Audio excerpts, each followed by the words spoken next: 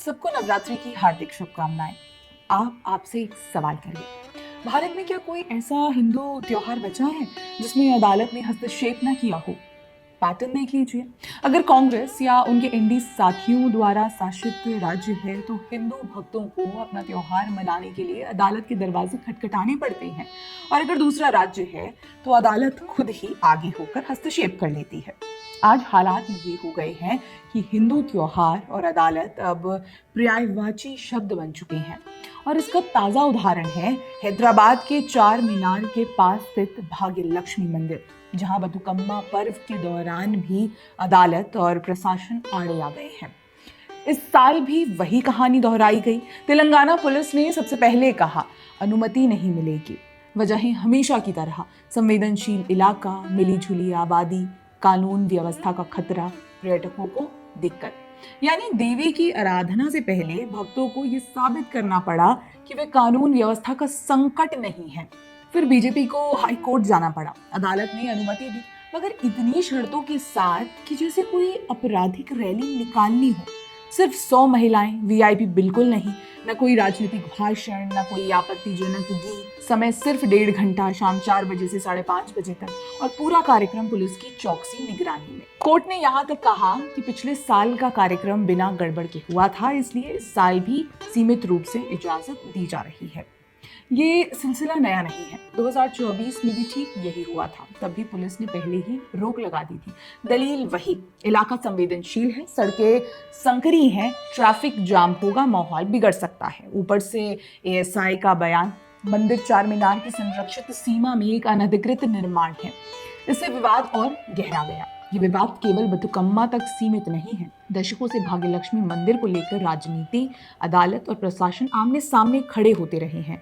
चार मीनार हैदराबाद की शान और एक संरक्षित स्मारक, उसके बिल्कुल पास बना ये मंदिर लाखों भक्तों की आस्था का केंद्र है। लेकिन यही आस्था बार बार कानूनी बाधा बनाकर खड़ी कर दी जाती है।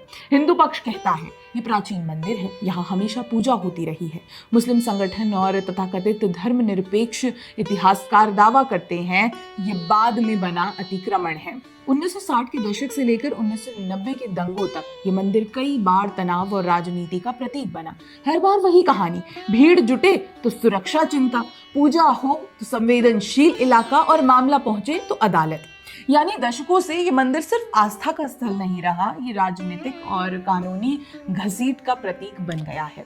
भले ही मामला हैदराबाद और भाग्य लक्ष्मी मंदिर का हो, लेकिन तस्वीर यही तक सीमित नहीं है।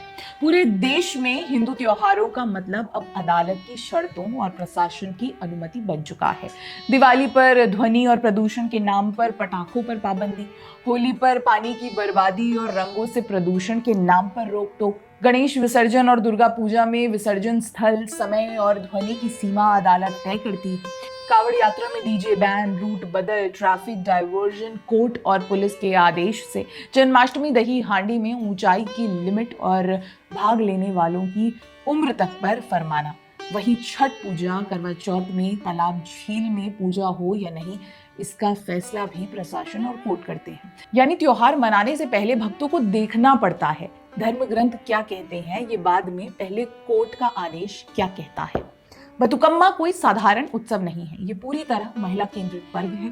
फूलों की सजावट, देवी शक्ति की आराधना, सामूहिक नृत्य, गान, सब कुछ महिलाओं की भागीदारी पर टिका है। ये तेलंगाना की सांस्कृतिक पहचान भी है और महिला आस्था का प्रतीक भी। अब सोचिए, ऐसे पर्व को अदालत के आदेश से सिर्फ 100 महिलाओं तक सीमित कर देना, क्या ये महिलाओं का अपमान नहीं है? कल को कोई छठ पूजा को लेकर कह देगा कि केवल 100 महिलाएं गंगा किनारे जाएं, बाकी घर में बैठे। क्या गरबा में ये आदेश हो सकता है कि केवल 100 महिलाएं नाचे, बाकी लाइन में लगकर इजाजत का इंतजार करें? फिर क्यों बथुकम्मा को इस तरह काट छाट कर मनाने की इजाजत दी जाती है? क्या ये किसी महिला केंद्रित त्योहार को धीरे धीरे हतोत्साहित करने और सांस्कृतिक सेक्युलराइजेशन की प्रक्रिया का हिस्सा नहीं है? आज गरबा पहले से ही सेक्युलर फेस्टिवल बना दिया गया है। माँ की आराधना कम, दूसरे मजहब के पुरुष गरबा ग्राउंड्स पर जाकर अश्लील हरकतें करते हैं, और अगर किसी ने आवाज उठाई तो कुछ मत बोलिए, सेक्युलरिज्म है। और असली सवाल, ये सिलसिला कहाँ जाकर रुकेगा? कब तक महिलाओं की आस्था को कानून व्यवस्था के नाम पर सीमित किया जाएगा? चार मीनार पर कभी किसी और मजहब के सेलिब्रेशन पर तो रोक टोक नहीं लगाई गई, तो ये 100 महिलाएं और 1.5 घंटे की डेडलाइन क्यों? या तो आप इसे स्ट्रीट पावर देकर डर रहे हैं या तो कल्चरल पावर देकर, क्योंकि कोई दूसरा एक्सप्लेनेशन इसमें मुझे तो नहीं समझ आता। लॉ एंड ऑर्डर की जिम्मेदारी केवल हिंदू समुदाय की ही क्यों होती है हमेशा? उनकी क्यों नहीं जो लॉ एंड ऑर्डर के साथ खिलवाड़ करते हैं?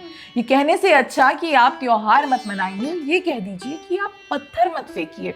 खैर, कुछ मत बोलो, सेक्युलरिज्म है।